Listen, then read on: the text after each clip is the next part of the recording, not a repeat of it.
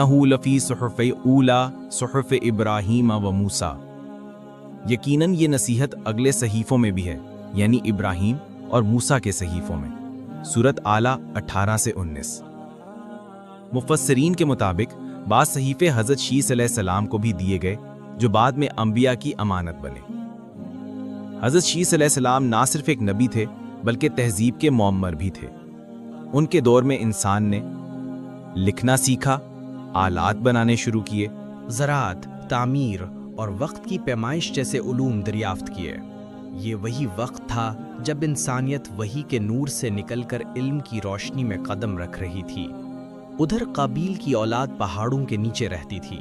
ان کی زندگی خواہشات میں گھری ہوئی، موسیقی، فحاشی اور دنیا پرستی میں ڈوبی ہوئی۔